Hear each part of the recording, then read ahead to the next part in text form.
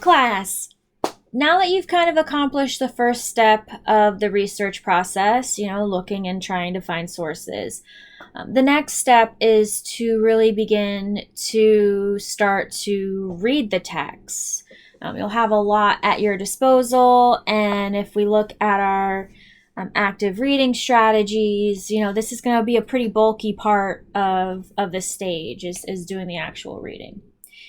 Now, there's some ways that you can make it easier for yourself. You can print out the text. We do have a printer in the classroom, so that can be to your benefit. Remember, you get 400 free pages to print at Three Rivers, so you might as well utilize that if you'd prefer.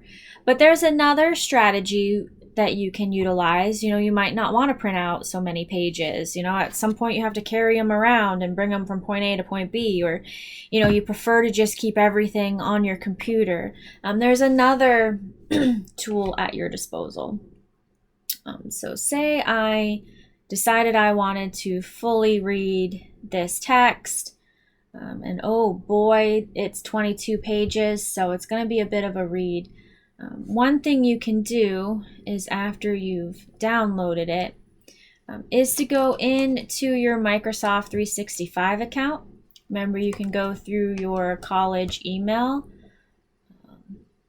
On the left-hand side, you'll see there's a lot of apps that you can use, and one of them is OneNote. If you haven't used it before, it'll probably be in the little 4 square tab area. But what's great about this feature is it is meant to be a digital notebook, and you can start to organize things for your class in the same way we were doing for the discussion post, but this would be just for you independently.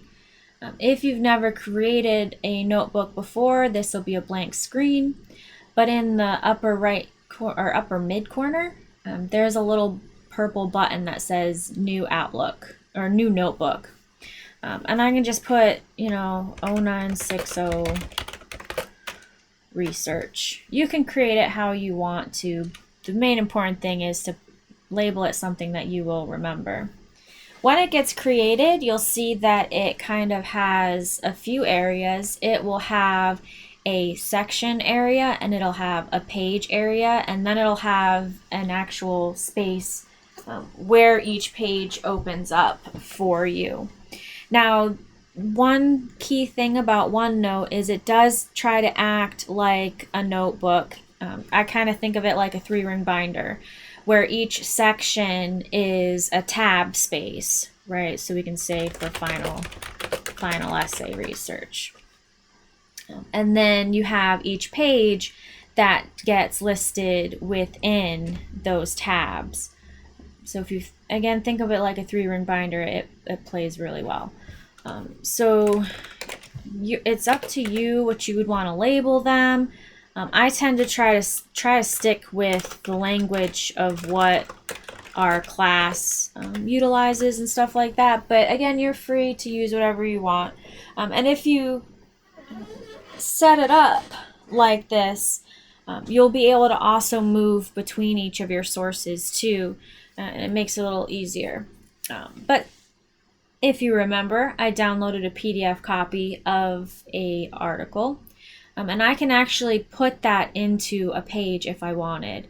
If I go to Insert and then File and then Insert File Printout, it'll open up some areas. I'd have to find my downloads. As you can see, I have a lot on my computer. I should probably organize it better. And then here's the article. The PDF takes about a couple seconds to load. When it does, though, you'll see pretty much what I saw on the other screen. If it ever wants to load. If I scrolled up, I'd see it already kind of loaded. 22 pages can be, again, a bit weighty. But then you have a copy of it here. Now, the reason that I suggest you upload it here instead of just looking at the PDF, because essentially I haven't really done anything you probably couldn't do just by using PDF Reader, When you enter it into OneNote, you have a lot of active reading annotation tools at your disposal. Right next to Insert, there is a Draw tab, and that gives you the option of a pencil, a highlighter. If you have a touch screen, you can literally draw on the screen if you would like.